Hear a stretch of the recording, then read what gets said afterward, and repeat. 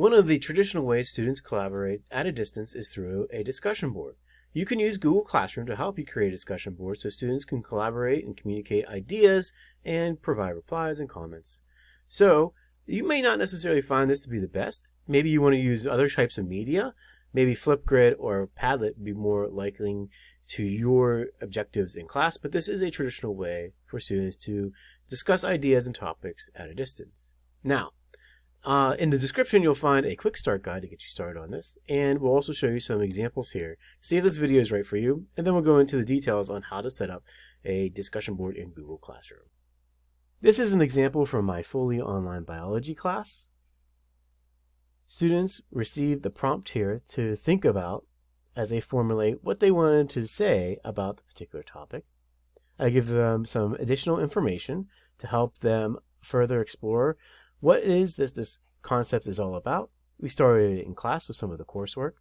I give them some of the much needed information on how to proceed, like due dates and expectations, and I've also included on here the standard discussion board rubrics and how they go about completing that. This is what the teacher end looks like.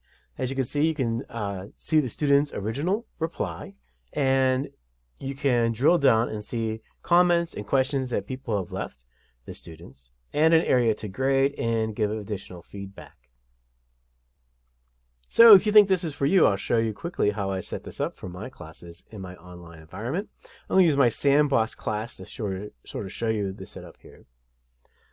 I always create a special area to store these, because what I usually do is I usually have several discussions in a class. So maybe I'll just call this discussion.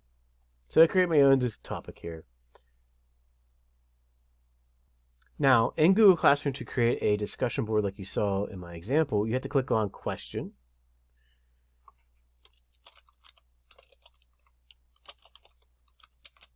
Give it a, it says up here the question, so you want to put your prompt at the top there. So it's going to do real easy. What is science? Now you have the option of short answer or multiple choice. In your instructions, you want to tell the students what it is that you expect them to do. I was going to put a brief one there. Be sure to reply to others in class. You want to organize them by discussion. So due date, point value, depending on your rubric. You can also attach rubrics from Google Drive, or you can create some type of document if you want in Microsoft, make it a PDF file, or you can do it in Google Docs, whatever you want to do. What I do also is I also select what students. Sometimes I group students. I don't want the whole class to end up doing the same discussion board, as there'd be so many replies. So that's why I create my own discussion area for these to be posted. And to get the students to go to them, they each have their own discussion board.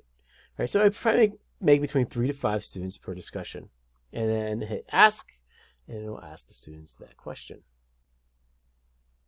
I've already shown you what it looks like from a teacher end when you create a Google question as a discussion board. So now let's look at it, what it looks like from a student end using my sandbox here. Alright, so this is what the student end looks like. When they click on the assignment that you've created, and here's our prompt, what is science, students will have an area in which they can type their answer. This is very important that they type it here. Often students would type it where it says class comments, because you ask them to make comments and replies to others, and that is not the right place. In order to get it graded, in order for it to populate the way we saw on the teacher end, they have to type it in the answer area. Actually, Google has recently just changed this, and this new format is much better. Students, it's more explicit where they have to type their answer, and they have been doing a much better job in this new format. Once the students hit turn in, they'll be able to go and see the other answers students in their class have provided, and they can make then those comments and replies to others. All right, well, that's it for how to make a discussion board in Google Classroom. There is the quick start guide in the description of this video, and also a link to the blog post for more information on how to create discussion boards in Google Classroom.